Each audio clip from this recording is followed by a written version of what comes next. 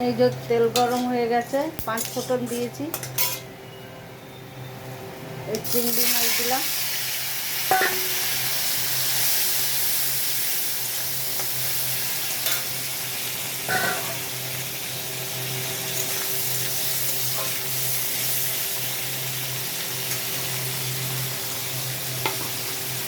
কাঁচা লঙ্কা পেঁয়াজ দিলাম,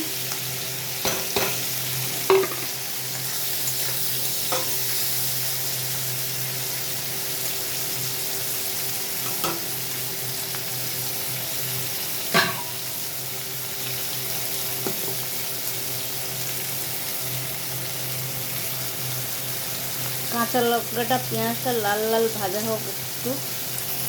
এই ভাজা হয়েছে, হলুদ দিলাম, এই চিচিঙ্গে আর আলু কেটে রেখেছি এই দিয়ে দিলাম। এবার এটাকে ভালো করে ভাজবো।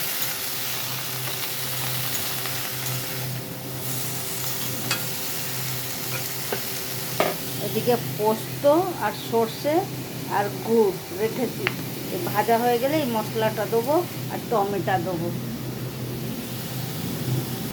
এই যে নুন দিচ্ছি,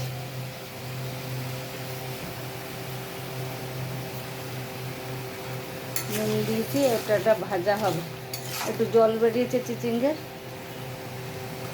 জল বেরিয়েছে, এই টমেটো দিয়ে দিচ্ছি।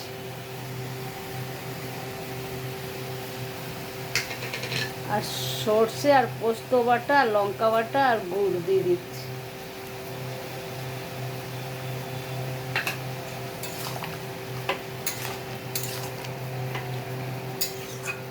এটা আস্তে আস্তে হোক, এটা জল শুকিয়ে গেলে কষে কষে কষে কষে নামিয়ে দেবো।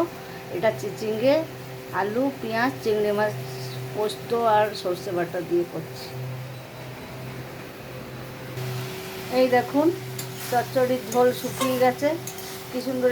শুকিয়ে যত শুকোবে তত ভালো লাগবে। চিচিঙ্গে আলু পেঁয়াজ চিংড়ি মাছের চচ্চড়ি দেখুন, ঝোল আরও ঝোল আছে, এখন শুকিয়ে যাবে, সিদ্ধ হয়ে গেছে।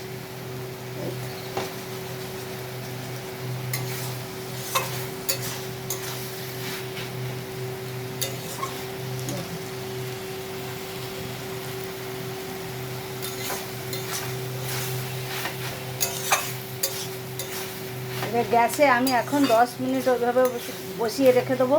ও শুকিয়ে যাবে, শুকিয়ে একদম ঝিঙে একদম দেখা যাবে না, এমন শুকাবো। আর একে নেড়ে নেড়ে নেড়ে নেড়ে একে দেখুন কত সুন্দর হয়েছে। এই আমার চিচিঙ্গে আলু পেঁয়াজ চিংড়ি মাছের চচ্চড়ি, গরম ভাতে খাবেন, হেভি টেস্টি। আমার রান্না যদি আপনাদের ভালো লাগে সাবস্ক্রাইব করবেন আর লাইক করবেন, আপনাদের অনুরোধ থাকলো। Thank you.